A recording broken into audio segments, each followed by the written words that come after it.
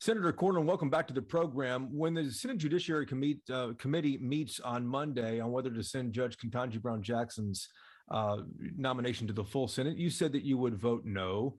Tell us why.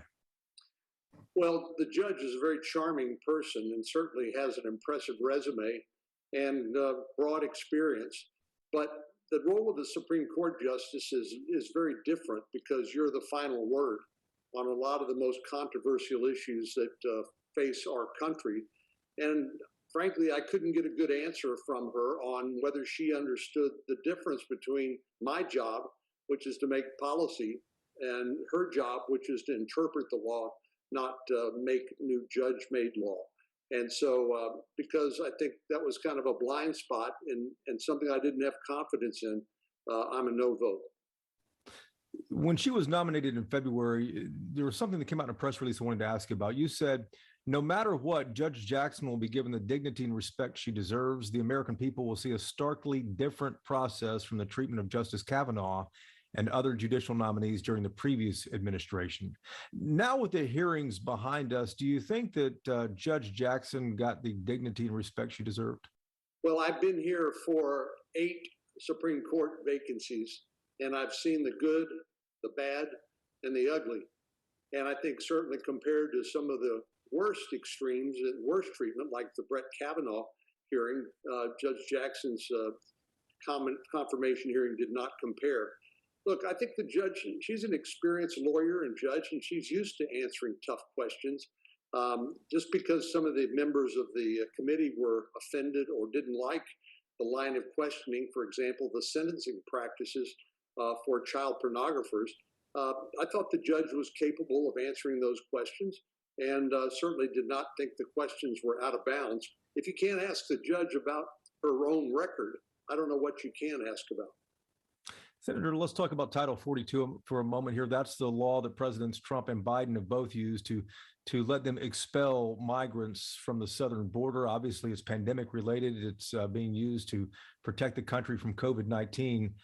Since the virus is subsiding now, as you know, President Biden wants to end Title 42 and allow people to come across the border. If there is no public health emergency, why not end this? Because I know you sent a letter to President Biden urging him to keep it in place. Well, if there's no public health emergency, I don't know why you and I are required to wear masks on public transportation, including airplanes. So there seems to be conflicting messages out there. But certainly, it is subsiding. But you have to understand, people coming across the border are not vaccinated. They're not even tested for COVID-19, and we know there could well be other variants. But here's the basic problem: this is one of the only tools available to the Border Patrol to expel people entering the country illegally on an expedited basis. The Border Patrol tells me if they don't have this tool in the absence of any other change like enforcement measure, they will lose control of the border. And last year alone, there were 2 million border encounters. This year so far, there have been 1 million. And so my conclusion is that the president and his administration simply don't care about the border, and they don't care about enforcing the current law, including against the drug smugglers who smuggled in drugs that killed 100,000 Americans last year alone.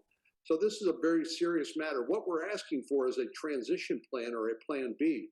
If they're not going to do Title 42, what are you going to do to try to control the border and keep people out who are not entitled to be here? You are just back from a trip to Poland and Germany here recently. Is there anything else you think the U.S. should be doing to bring the fighting in Ukraine to an end?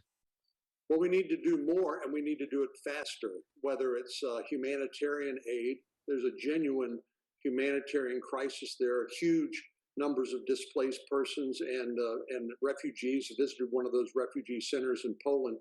And then the Ukrainians are doing incredibly well defending themselves, but they need the weapons to do that with, and we need to get them more of those that they can use faster.